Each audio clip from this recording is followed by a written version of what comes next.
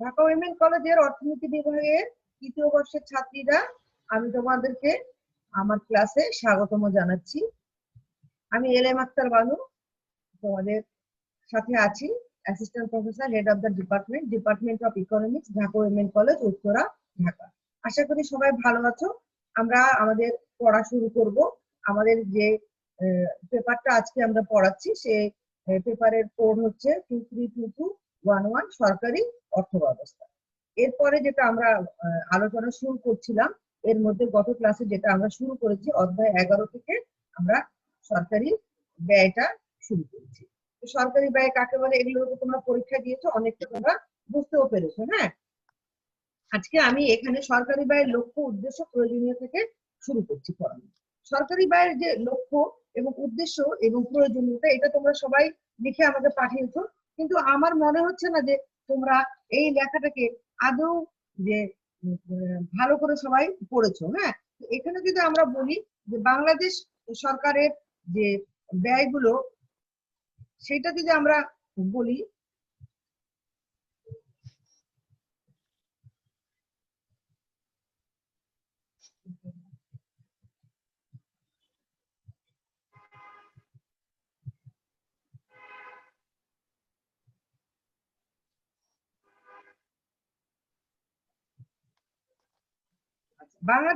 বাংলাদেশে সরকারি ব্যয়ের গুরুত্ব থেকে আমি শুরু করছি, এবং সরকারি ব্যয় কেন বাড়ছে এবং কোন কোন কিভাবে আমাদের ব্যয় কমানো উচিত এবং কোন কোন খাতে ব্যয় বাড়ানো উচিত, আমি এখান থেকে আজকে শুরু করছি। তোমরা সাধারণ ব্যয়ের কথা লিখেছো, ওখানে পরীক্ষায় ছিল যে সরকারি ব্যয়ের গুরুত্ব। এখন বাংলাদেশের সরকারি ব্যয়ের গুরুত্ব কি, সেটা নিয়ে আমি তোমাদের সাথে কথা বলছি। আমাদের বাংলাদেশের মতন উন্নয়নশীল দেশে জাতীয় সম্পদের ব্যবহারের যে গুরুত্ব, সেই গুরুত্ব নিয়ে বিশেষ করে সরকারি ব্যয় এখানে অত্যন্ত গুরুত্বপূর্ণ। কারণ জাতীয় সম্পদের আহরণ, এর ব্যবহার নিশ্চিত করা এবং এর মাধ্যমে বেকারত্ব দূর করার জন্য কর্মসংস্থানের ব্যবস্থা করা, তাই নতুন নতুন সম্পদের অনুসন্ধান করা, সেই সম্পদগুলোকে গুরুত্ব অনুযায়ী ব্যবহারের ব্যবস্থা করা এবং এর মাধ্যমে দেশের অর্থনৈতিক উন্নয়নের জন্য কর্মসংস্থানের ব্যবস্থা করা খুবই জরুরি দরকার। তাই সরকারি ব্যয় এক্ষেত্রে খুবই গুরুত্বপূর্ণ, কারণ সরকারি ব্যয় ছাড়া জাতীয় সম্পদের সঠিক ব্যবহার করা যাবে না। কারণ যে কোনো কিছুই যদি সঠিকভাবে আমরা কাজে লাগাতে চাই, তাহলে সরকারি ব্যয় এক্ষেত্রে খুব গুরুত্বপূর্ণ। তাই বাংলাদেশের সরকারি ব্যয় অত্যন্ত গুরুত্বপূর্ণ, বিশেষত জাতীয় সম্পদের সঠিক ব্যবহারের জন্য। এরপরে আমরা বলতে পারি অবকাঠামোর উন্নয়নের কথা। অবকাঠামো উন্নয়ন ছাড়া একটি দেশের অর্থনৈতিক উন্নয়ন করা কিছুতেই সম্ভবপর নয়। উন্নত দেশগুলোতেও আমরা জানি যে তারা তাদের অবকাঠামোর উন্নয়নের অব্যাহত প্রচেষ্টা রাখে। তো আমাদের বাংলাদেশ যেহেতু উন্নয়নশীল দেশ, তাই অবকাঠামো অর্থাৎ রাস্তাঘাট উন্নয়ন করা, ব্রিজ নির্মাণ করা, কালভার্ট নির্মাণ করা, সড়ক পথগুলো যেগুলো নষ্ট হয়ে গেছে সেগুলো নতুন করে উন্নতি বিধান করা, এছাড়া আমাদের স্কুল কলেজ তৈরি করা, বিশ্ববিদ্যালয় তৈরি করা, আমাদের মেডিকেল কলেজ তৈরি করা, হাসপাতাল তৈরি করা, বিদ্যুৎ কেন্দ্র তৈরি করা, এই সমস্ত বিষয় খুবই গুরুত্বপূর্ণ। কারণ অর্থনৈতিক উন্নয়নের জন্য অবকাঠামোর উন্নয়ন অবশ্যই করতে হবে।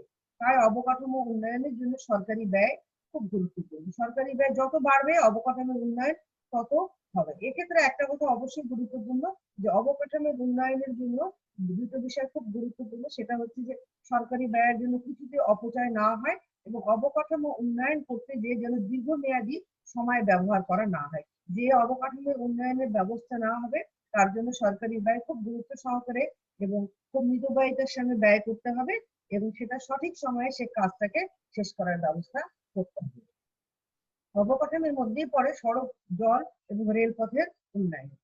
একটা দেশের অর্থনৈতিক উন্নয়ন, এবং আমরা এখানে বিমান পথের কথাও বলতে পারি, যে বিমান পথও খুবই গুরুত্বপূর্ণ। সড়ক, জল, রেলপথ, বিমান পথ সবকিছুই বাংলাদেশের জন্য খুব গুরুত্বপূর্ণ। আমরা তো নদীমাতৃক দেশ, তাই বাংলাদেশের জন্য জলপথ খুবই গুরুত্বপূর্ণ। তো জলপথের উন্নয়নের জন্য জলপথের সংস্কার করতে হবে, যে নদীগুলো ভরাট হয়ে গেছে তার জন্য নদীগুলো খনন করার ব্যবস্থা করতে হবে। সড়ক পথের উন্নয়নের জন্য যোগাযোগ ব্যবস্থা যথেষ্ট উন্নয়ন নির্ভর করে কিন্তু সড়ক পথের উপরে। সুতরাং সড়ক পথের উন্নয়নের ব্যবস্থা করতে হবে।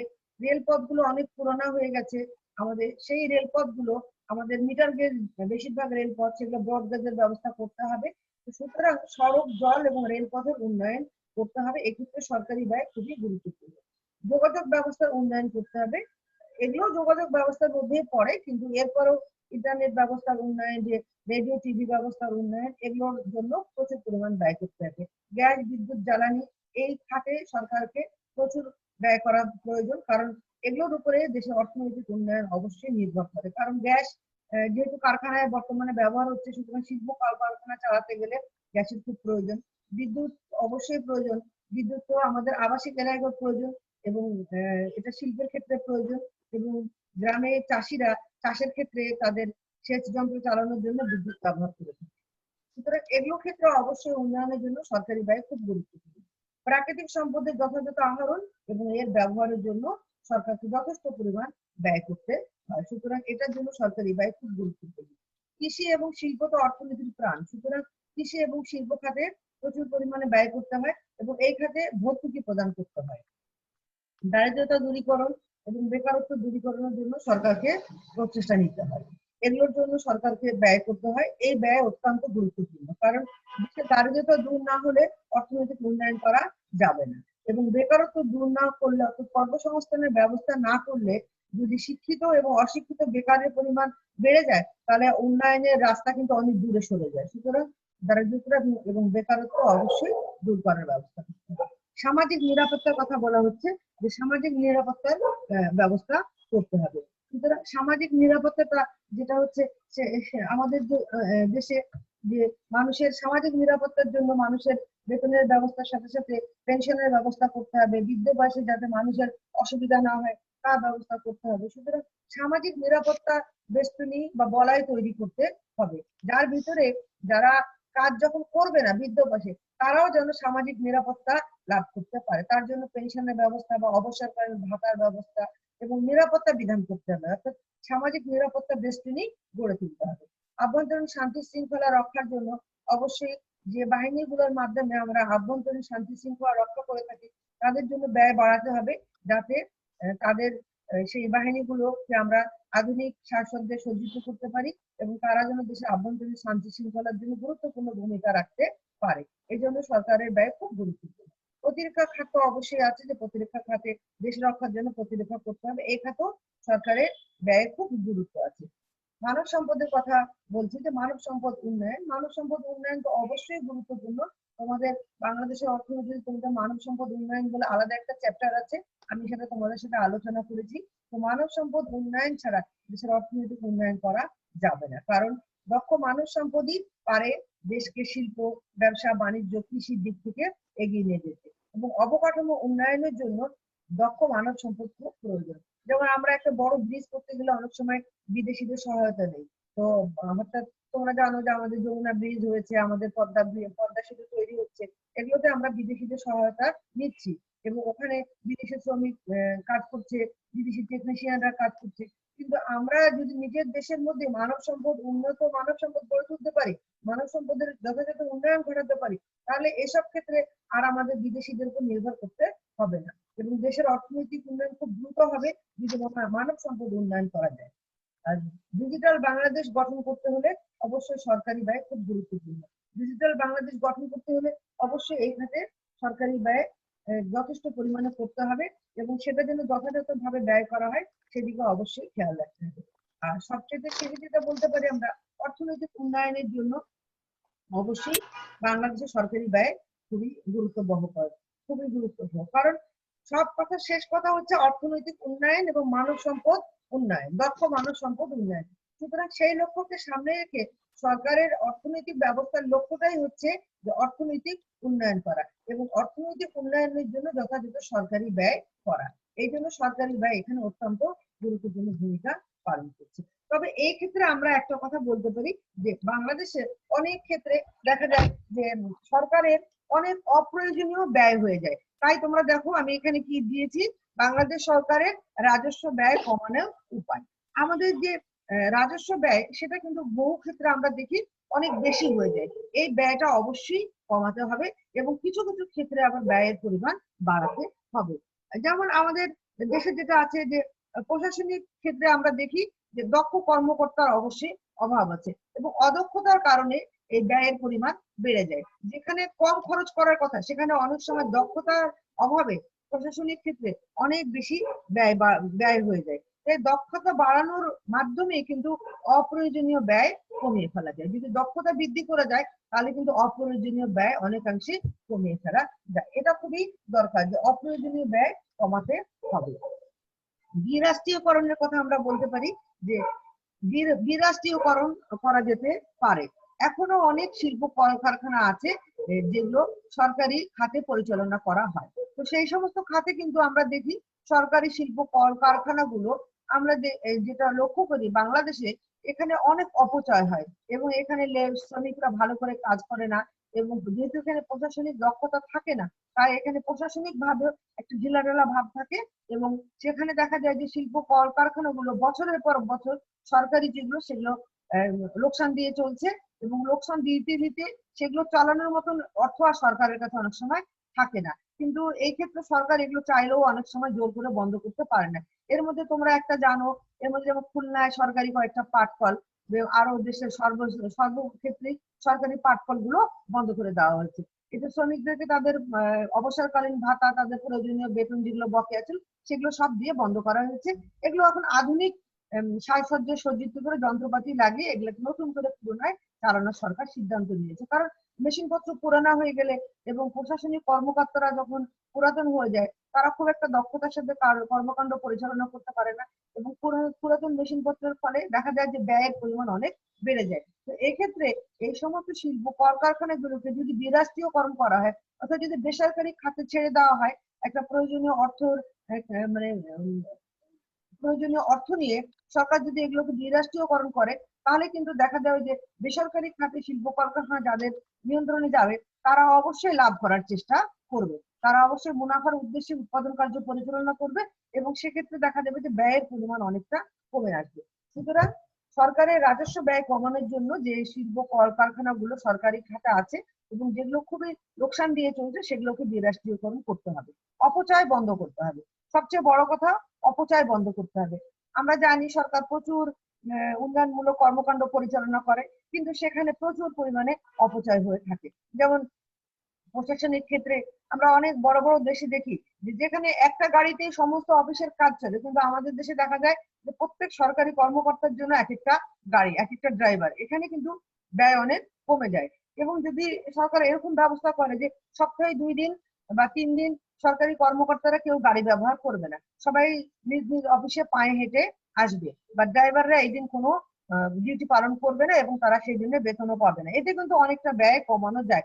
ব্যয় কমানোর জন্য আমরা ব্যক্তিগতভাবে যেমন চেষ্টা করি তেমনি সরকারেরও রাজস্ব ব্যয় কমানোর জন্য প্রয়োজনীয় ব্যবস্থা গ্রহণ করতে হবে এবং এই ক্ষেত্রে সরকারি কর্মকর্তাদের অন্য ক্ষেত্রে আবার প্রয়োজনীয় সুযোগ সুবিধা বৃদ্ধি করা যেতে পারে যাতে করে সরকারের ব্যয়ের পরিমাণটা কমানোর জন্য তারাও অনেকটা সচেষ্ট হবে।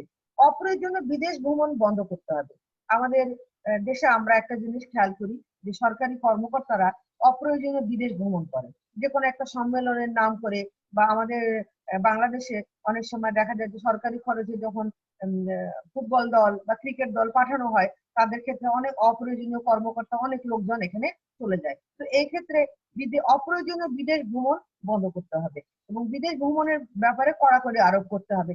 যেটা দেশের জন্য খুব লাভজনক হবে, যেটা দেশের জন্য একটা ভালো ফল বয়ে আনবে, সেই ক্ষেত্রে সেই সমস্ত সম্মেলনে যাওয়া দরকার বা সেই সমস্ত কর্মকর্তাদের বিদেশ ভ্রমণ করা দরকার। নতুবা কিন্তু বিদেশ ভ্রমণ করতে অপ্রয়োজনীয় ব্যয় করে বিদেশ ভ্রমণ করাটা খুব একটা প্রয়োজন নেই। এতে করে সরকারের রাজস্ব ব্যয় বাড়ে।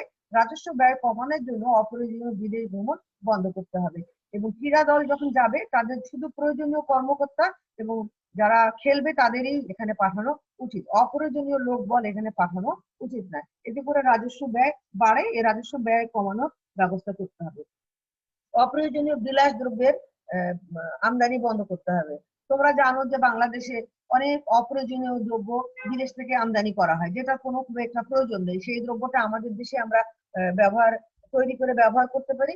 অথবা এমন হতে পারে যে যেটা আমাদের ব্যবহার না করলেও চলে। যেমন আমরা কয়েক কোটি টাকার চকলেট এনে থাকি বা ক্যাডবেরি গুলো এনে থাকি, বিদেশি বিস্কিট এনে থাকি, কিন্তু আমাদের দেশেও তো এখন প্রচুর বিস্কিট কারখানা হয়েছে যেগুলো ভালো বিস্কিট উৎপাদন করছে। তো এই সমস্ত ক্ষেত্রে সরকারকে অবশ্যই সচেষ্ট হতে হবে, অপ্রয়োজনীয় ব্যয় কমানোর ব্যবস্থা করতে হবে। অপ্রয়োজনীয় দ্রব্য আমদানি করা যাবে না। দেশীয় ফল, দেশীয় বিস্কিট, দেশীয় প্রসাধন সামগ্রী, এগুলোর ব্যাপারে জনগণকে সচেতন করতে হবে। অপ্রয়োজনীয় বিদেশি জিনিস যেন দেশে প্রবেশ করতে না পারে এবং অপ্রয়োজনীয় বিদেশি দ্রব্য আমদানি পুরোপুরি বন্ধ করতে হবে। অনুৎপাদনশীল খাতে ব্যয় কমাতে হবে। অনেক সময় দেখা যায় যে, তোমাদেরকে সুন্দর আমি উদাহরণ দিই, যে একটা ব্রিজ তৈরি করা হলো, সেই ব্রিজটার যে ব্যয় হলো বা একটা কালভার্ট বা একটা গ্রামে একটা রাস্তা তৈরি করা হলো, কিন্তু দেখা যায় যে ওই রাস্তা বা ওই কালভার্টটা তৈরি করতে বা ছোট্ট একটা ব্রিজ তৈরি করতে যে দেখা গেল যে ওইটার যে ওই ব্যয় হয়েছে সেটা থেকে ওর উদ্বোধনের জন্য, অনুষ্ঠানের জন্য একটা বড় অঙ্কের টাকা খরচ করে উদ্বোধনী অনুষ্ঠান করে অনেককে দাওয়াত করা হয় বা একজন মন্ত্রী যান উদ্বোধনী অনুষ্ঠানে, কিন্তু দেখা গেল যে ব্রিজের যে খরচ হয়েছে প্রায় সমপরিমাণ খরচই আবার এই উদ্বোধনী অনুষ্ঠানে ব্যয় করা হলো। প্রচুর ফুল, প্রচুর মালা, প্রচুর আলোকসজ্জা এখানে করা হয়। এগুলো কমানোর ব্যবস্থা অবশ্যই করতে হবে। অপ্রয়োজনীয় ব্যয় যদি সরকার কমাতে পারে তার রাজস্ব ব্যয় কমে যাবে এবং সেই অর্থটা অন্যখানে ব্যয় করা যাবে। অপ্রয়োজনীয় ভর্তুকির পরিমাণ কমাতে হবে। সরকার যে সমস্ত খাতে, বিশেষ করে কৃষি খাতে যে ভর্তুকি দেয় বা শিল্প খাতে, হ্যাঁ, বা অন্য শিক্ষা খাতে, সেখানে অপ্রয়োজনীয় যে ব্যয়গুলো সেগুলো যদি হিসাব করে কমানো যায়, ভর্তুকি সরকারকে এই সমস্ত খাতে অবশ্যই দিতে হবে, কিন্তু সেটা প্রয়োজনীয় ভর্তুকি। অপ্রয়োজনীয় ভর্তুকির পরিমাণ অবশ্যই কমিয়ে ফেলতে হবে। আনুষ্ঠানিকতা আহ, অনেকাংশে কমিয়ে ফেলতে হবে। আনুষ্ঠানিকভাবে অনেক কিছুই করা হয় যেগুলো খুব একটা বেশি প্রয়োজন নেই। তো অনেক ব্রিজ উদ্বোধন করা বা অনেক একটা বিল্ডিং উদ্বোধন করা, এই ক্ষেত্রে যে আনুষ্ঠানিকতা করা হয় এগুলো না করে সহজে যেন ব্যাপারটাকে অল্প ব্যয়ের মধ্যে শেষ করা যায় সে ব্যাপারে সরকারকে অবশ্যই প্রচেষ্টা দিতে হবে। প্রতিরক্ষা খাতে ব্যয় কমাতে হবে, কারণ আমরা একটা ছোট দেশ।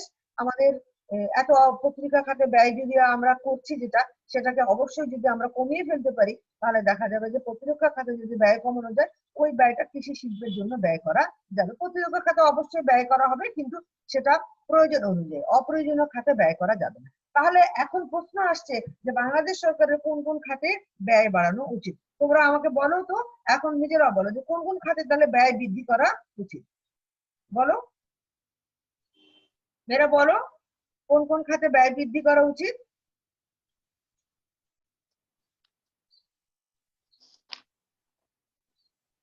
বুঝতে পারছো না এতক্ষণ যে পড়ালাম আমি? বাংলাদেশ সরকারের অবশ্যই উচিত শিক্ষা খাতে ব্যয় বৃদ্ধি করা, কারণ শিক্ষা হচ্ছে জাতির মেরুদণ্ড। প্রশিক্ষণ খাতে ব্যয় বৃদ্ধি করা, শ্রমিক এবং কৃষকদের প্রশিক্ষণের উন্নত মানের প্রশিক্ষণের ব্যবস্থা করতে হবে এবং সরকারি কর্মকর্তা যারা আছে, যারা রাজস্ব ক্ষেত্রে বিশেষ করে কাজ করে, তাদের যদি সরকার একটা প্রশিক্ষণের ব্যবস্থা করে বা শিক্ষাদানের ব্যবস্থা করে কিভাবে ব্যয় কমিয়ে আনা যায় এবং কৃষককে যদি উপযুক্ত ট্রেনিং দেওয়া যায়, সে নিজেও অপচয় কমাবে এবং নিজের উৎপাদনে সে সচেষ্ট হবে, দক্ষতার সাথে উৎপাদন করতে পারবে। এতে নিজেরও, পরিবারের যেমন ভালো হবে, নিজের মঙ্গল হবে, তেমনি দেশেরও মঙ্গল হবে। তাহলে অবশ্যই সরকারের উচিত, বাংলাদেশ সরকারের উচিত কৃষি শিল্প এবং কৃষি শিল্পের ক্ষেত্রে প্রশিক্ষণ এবং শিক্ষার ব্যবস্থা করা এবং শিক্ষা খাতে ব্যয় বাড়াতে হবে। প্রতি বছর আমরা দেখি যে আমাদের শিক্ষা খাতে ব্যয়ের পরিমাণ বাড়ছে, কিন্তু আরো শিক্ষা খাতে ব্যয় বাড়াতে হবে। এবং শিক্ষা খাতে যদি ব্যয় বাড়ে তাহলে দেখা যাবে যে, যদি সরকার বিশেষ করে শিক্ষাকে যদি পুরোপুরি জাতীয়করণ করে ফেলে তাহলে তোমাদের যে পড়াশোনা করতে অর্থ ব্যয় করতে হয় এই অর্থটা অনেক কমে যাবে, ব্যয়ের পরিমাণ অনেক কমে যাবে এবং শিক্ষার হার বাড়বে। এবং শিক্ষার হার বাড়লে দেখা যাবে যে দেশের আসলে অর্থনৈতিক উন্নয়ন দ্রুত হবে এবং অর্থনৈতিক উন্নয়ন ত্বরান্বিত হবে। কারণ শিক্ষিত জাতি নিয়ে যত দ্রুত উন্নয়ন করা যায়, অশিক্ষিত জাতি নিয়ে কিন্তু তত দ্রুত উন্নয়ন করা যায় না। সুতরাং এবং নারী শিক্ষার ব্যবস্থা অবশ্যই করতে হবে। মেয়েদের যদি শিক্ষিত করে তোলা যায়, একটা শিক্ষিত মেয়ে অবশ্যই যখন সে মা হবে, শিক্ষিত মা হবে, অবশ্যই সে তার সংসারে সাশ্রয় করা, বাইরে এসে কাজ করা, ঘরের বাইরে এসে কাজ করা, যথাযথ নিয়ম নিয়ে বিধিনিষেধ মেনে বাইরে এসে কাজ করা, এগুলো সে করতে পারবে। সুতরাং শিক্ষার ব্যবস্থা অবশ্যই করতে হবে এবং শিক্ষা খাতে ব্যয়ের পরিমাণ বাড়াতে হবে। এবং আরেকটা খাতে স্বাস্থ্য খাতে ব্যয় বাড়াতে হবে এবং জনসংখ্যা নিয়ন্ত্রণ খাতে ব্যয় অবশ্যই বাড়াতে হবে। শিক্ষা, স্বাস্থ্য, জনসংখ্যা নিয়ন্ত্রণ, এই তিনটা খাত হচ্ছে খুবই গুরুত্বপূর্ণ, যে খাতগুলোতে অবশ্যই অগ্রাধিকার ভিত্তিতে ব্যয়ের পরিমাণ বাড়াতে হবে। অগ্রাধিকার ভিত্তিতে যদি ব্যয় বাড়ানো যায় তাহলে দেখা যাবে যে এই খাতগুলো দ্রুত উন্নতি লাভ করবে এবং সেটা বাংলাদেশের অর্থনৈতিক উন্নয়নের জন্য খুবই সহায়ক হবে। আরেকটা খাত হচ্ছে অবকাঠামো খাত এবং যোগাযোগ খাত। এই দুটো খাতকে আমি একসাথে বলতে চাই, কারণ দুটো প্রায় পরস্পর নির্ভরশীল। সুতরাং অবকাঠামো গত যে খাত আছে সেই খাতে, অর্থাৎ রাস্তাঘাট তৈরি করা, স্কুল কলেজ তৈরি করা, হাসপাতাল তৈরি করা, এগুলো খাতে ব্যয়ের পরিমাণ বাড়াতে হবে এবং যোগাযোগ খাতেও ব্যয়ের পরিমাণ অবশ্যই বাড়াতে হবে। আরেকটা হচ্ছে যে পল্লী উন্নয়নের ক্ষেত্রে বা পল্লীতে যে পূর্ত বিভাগের কাজের ক্ষেত্রে ব্যয় বাড়াতে হবে। পল্লী অঞ্চলগুলোকে প্রায় শহরের অবকাঠামো অনুযায়ী গড়ে তুলতে হবে। শহরের আদলে যদি গড়ে তুলতে হয় তাহলে পল্লীর উন্নয়ন হবে এবং পল্লী অঞ্চলগুলোতে অবশ্যই দেখতে হবে যে কোথায় কি দরকার, সেই অনুযায়ী ব্যবস্থা গ্রহণ করতে হবে এবং সেই অনুযায়ী সঠিক কার্যক্রম সরকার যদি নেয় তাহলে দেখা যাবে যে সঠিক খাতে ব্যয় করা হবে এবং সেই ব্যয়টা দেশের অর্থনৈতিক উন্নয়নের জন্য সহায়ক হবে। সুতরাং অবশ্যই সরকারি খাতে ব্যয় বৃদ্ধি করতে হবে এই সমস্ত খাতে, এগুলো খুব গুরুত্বপূর্ণ।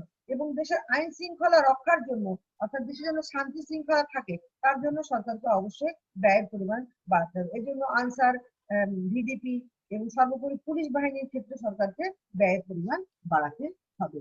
আর শিল্পক্ষেত্রেও ব্যয়ের পরিমাণ বাড়াতে হবে, যেন শিল্পের জন্য যদি সরকার বেশি করে ব্যয় করে তাহলে যে শিল্পজাত দ্রব্যগুলো আমরা বিদেশ থেকে নিয়ে আসছি সেগুলো যদি দেশে উৎপাদনের ব্যবস্থা করা যায় তাহলে দেখা যাবে যে আমাদের কষ্টার্জিত বৈদেশিক মুদ্রা সাশ্রয় হবে এবং আমরা যদি রপ্তানি নির্ভর যদি শিল্প কেন্দ্র গড়ে তোলা যায়, অধিক ব্যয়ের মাধ্যমে যদি রপ্তানি নির্ভর শিল্প কেন্দ্র গড়ে তোলা যায় তাহলে কিন্তু সরকারের সাশ্রয় হবে, বিদেশি দ্রব্য আনার ক্ষেত্রে ব্যয়টা অনেক সাশ্রয় হবে এবং জনগণ যে দ্রব্যটা অধিক দামে কিনে ব্যয় করে বিদেশি দ্রব্য সেটা কিন্তু দেশেই তৈরি করা যায় তাহলে দেখা যাবে যে সেটা জনগণ সস্তায় পাবে এবং ব্যবহার করতে পারবে, সুলভে কিনতে পারবে এবং রপ্তানির পরিমাণ অনেক বাড়বে। যেমন আমরা কাঁচা চামড়া রপ্তানি করি, তো সেই কাঁচা চামড়ার রপ্তানি না করে যদি শিল্প প্রতিষ্ঠান গড়ে তোলা যায় চামড়াজাত দ্রব্যের, জুতার কারখানা, বেল্টের কারখানা, তারপরে সুটকেস তৈরির কারখানা, এগুলো যদি করা যায় তাহলে কিন্তু দেখা যাবে যে ব্যয়ের পরিমাণ অনেকটা কমে যাবে এবং সেই ব্যয় দিয়ে অবশ্যই সরকার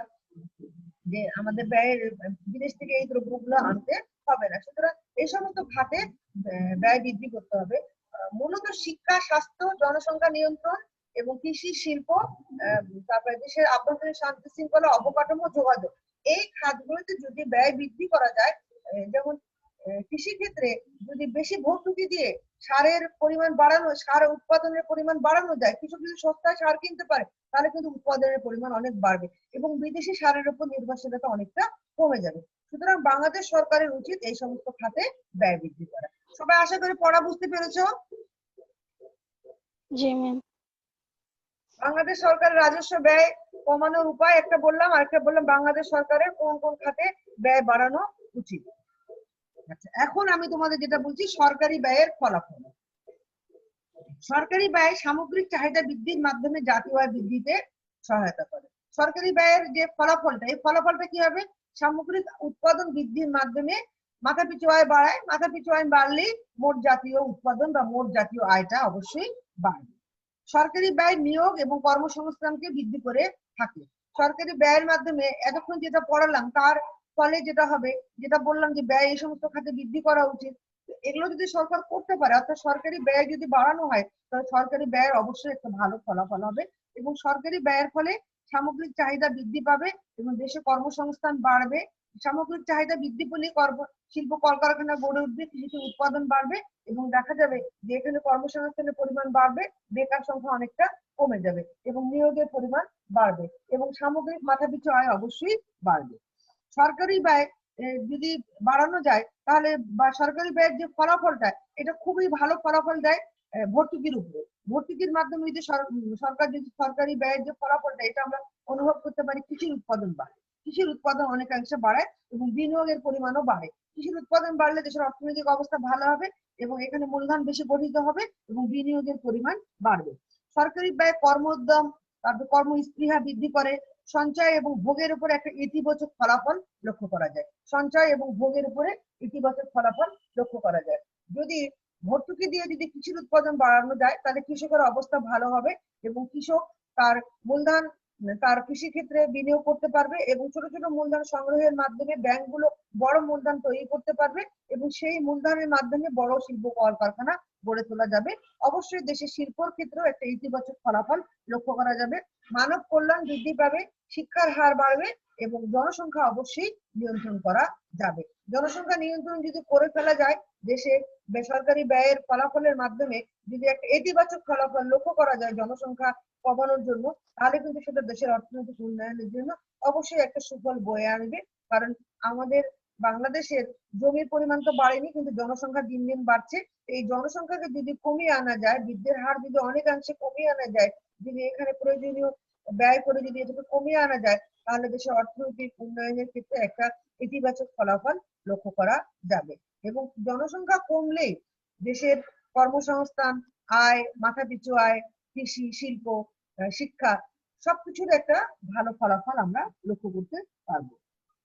সরকারি ব্যয় মানব কল্যাণ বৃদ্ধি করে থাকে। অর্থাৎ যদি যোগাযোগ ব্যবস্থা ভালো হয়, যদি অবকাঠামো গড়ে ওঠে, তাহলে কিন্তু মানব কল্যাণ বাড়বে। শিক্ষিত মানুষ যত গড়ে উঠবে, যত ডাক্তার আসবে, যত ইঞ্জিনিয়ার গড়ে উঠবে, তত কিন্তু মানব কল্যাণ বৃদ্ধি পাবে। এখন দেখা যায় যে ডাক্তার আমাদের রোগীর অনুযায়ী ডাক্তারের পরিমাণ অনেক কম, কিন্তু সরকার যদি প্রয়োজনীয় ব্যয় করে মেডিকেল কলেজ গড়ে তোলে, যদি নার্সিং ইনস্টিটিউট গড়ে তোলে, তাহলে রোগীর জন্য ডাক্তার এবং নার্সের পরিমাণ দেখা যাবে যে সমান সমান হয়ে যাবে বা বেশিও হতে পারে। এতে কিন্তু রোগীরা প্রয়োজনীয় সেবা পাবে এবং ভালো চিকিৎসা পাবে। এবং এই যে সময়কালটা আমরা অতিক্রম করছি, এই যে আমাদের করোনা কালে, হ্যাঁ, বা এই যে কোভিড-19 রোগের কারণে, এর সময়তে তোমরা খুব ভালো করে খেয়াল করছো যে আমাদের স্বাস্থ্য খাতে কি দুরবস্থা আছে। তাই স্বাস্থ্য খাতে ব্যয় বাড়াতে হবে এবং প্রয়োজনীয় ডাক্তার নার্স গড়ে তোলার জন্য মেডিকেল কলেজ, নার্সিং ইনস্টিটিউট এগুলো গড়ে তুলতে হবে। তাহলে কিন্তু স্বাস্থ্য খাতে আমরা একটা ভালো ফলাফল লক্ষ্য করতে পারবো। আর উৎপাদনের উপর অবশ্যই সরকারি ব্যয় একটা ইতিবাচক ফলাফল দিয়ে থাকে। উৎপাদনের উপরে সরকারি ব্যয় অবশ্যই একটা ইতিবাচক ফলাফল বয়ে নিয়ে আসে। দেখা যায় যে উৎপাদনের পরিমাণ বাড়ে এবং মানুষের ক্রয় ক্ষমতা বাড়ে। উৎপাদনে বাড়লে মানুষের মাথাপিছু আয় বাড়ে, মাথাপিছু আয় বাড়লে ক্রয় ক্ষমতা বাড়ে। ক্রয় ক্ষমতা যখন বাড়ে, তখন দেখা যায় যে মানুষ আগের থেকে তার প্রয়োজনীয় ভোগ্যদ্রব্যের পরিমাণও বাড়ায় এবং অনেক বিলাসদ্রব্য সে কিনতে পারে। যখন উৎপাদনের উপর সরকারি ব্যয় যদি ভালো ফলাফল দেয়, ইতিবাচক ফলাফল যদি হয়, যদি উৎপাদনের উপর সরকারি ব্যয়ের ফলাফলটা ইতিবাচক হয়, যদি সত্যি উৎপাদন বাড়ে, তাহলে মাথাপিছু আয় বাড়বে। মাথাপিছু আয় বাড়লে কৃষকের অবস্থা ভালো হবে, শ্রমিকের অবস্থা ভালো হবে, মানুষ সাধারণ মানুষের অবস্থা ভালো হবে, মানুষ সস্তায় দ্রব্য সামগ্রী ক্রয় করতে পারবে। মাথাপিছু আয় বৃদ্ধি পাওয়া মানেই দেশের উৎপাদন বৃদ্ধি পাওয়া এবং উৎপাদন বৃদ্ধি পেলে দেশের সামগ্রিক অর্থনৈতিক দিক অবশ্যই ভালো হবে এবং আমরা উন্নতির দিকে দিন দিন এগিয়ে যাব। তাহলে উৎপাদনের উপর একটা ভালো ফলাফল বহন করে সরকারি ব্যয়। আরেকটা হচ্ছে যে দারিদ্র্য বিমোচন এবং আয় বন্টনের উপরও সরকারি ব্যয় খুব ভালো ফলাফল আনতে পারে। সরকারি ব্যয়ের ফলাফল যদি সত্যি সঠিক অর্থে সরকারি ব্যয়কে কাজে লাগানো হয়, তাহলে দারিদ্র্য বিমোচন হবে এবং আয় বন্টনের উপর সরকারি ব্যয় খুব ভালো একটা ফলাফল দেবে। দারিদ্র্য বিমোচন করা সম্ভব হবে এবং আয় বন্টনের যে আমরা বলি যে ধনীর পরিমাণ বেশি এবং কিছু লোকের একটা অধিক সম্পদ আছে, সেগুলো অনেকটা কমে যাবে। তাহলে আয় বন্টনের ক্ষেত্রে আমরা সুষম একটা ব্যবস্থা লক্ষ্য করব। যদি সরকারি ব্যয় সঠিক ভাবে করা হয়, তাহলে খুব ভালো একটা ফল আসবে। ধনী দরিদ্রের ব্যবধান কমে যাবে, সবাই দেখা যাবে যে সবারই কর্মসংস্থান হবে, সবাই আয় করতে পারবে, এর ফলে মাথাপিছু আয় বাড়বে এবং দারিদ্রতা অনেকটা দূর হয়ে যাবে। তাহলে আজকের পড়া এই পর্যন্তই থাকলো। নেক্সট দিন আমি তোমাদের যেটা পড়াবো সেটা আমি তোমাদের বলে দিচ্ছি, তোমরা নিজেরা একটু দেখবা। জাতীয় আয়ের প্রবৃদ্ধি এবং সরকারি ব্যয় নিয়ে সেদিন আলোচনা করব। আর বাকি বাংলাদেশ সরকারের ব্যয়ের যে সাম্প্রতিক গতিধারাটা নিয়ে একটু আলোচনা করব। তাহলে মোটামুটি আমাদের সরকারি ব্যয় নিয়ে আলোচনা শেষ হয়ে যাবে। আশা করি তোমরা এই অধ্যায়টা যেটা পড়াচ্ছি সেটা খুব উপভোগ করছো এবং তোমাদের ভালো লাগছে। আমরা জানতে পারছি যে আমাদের অর্থনীতি কোন পর্যায়ে আছে এবং সরকারি ব্যয়ের ফলাফল কি, এর মাধ্যমে কিভাবে দারিদ্রতা দূর করা যাবে, এর মাধ্যমে কিভাবে আয় বন্টনটা সুষম হবে, কিভাবে ধনী দরিদ্রের মধ্যে ব্যবধান কমে আসবে। এগুলো যদি আমরা ভালো করে বুঝতে পারি, ভালো করে পড়তে পারি, তাহলে অবশ্যই তোমরা দেখবা যে তোমরা বাংলাদেশের সরকারের আয় এবং ব্যয় নিয়ে একটা ভালো স্বচ্ছ ধারণা তোমাদের মধ্যে থাকবে। অর্থনীতির ছাত্রী হিসেবে অবশ্যই সরকারের আয় ব্যয় নিয়ে তোমাদের একটা স্বচ্ছ ধারণা থাকা উচিত। এবং সরকার প্রচুর পরিমাণে ব্যয় করছে, সেই ব্যয়টা কি ভালো ফলাফল বয়ে আনছে বা কতটুকু সেই ব্যয়টা কাজে লাগছে না, এগুলো আজকের আলোচনার মাধ্যমে তোমরা আশা করি সবাই বুঝতে পেরেছো। সবাই ভালো থেকো, সবাই পড়ালেখা করো। আর যারা পরীক্ষার খাতা এই পর্যন্ত জমা দিতে পারো না, আবার লিখে জমা দিও।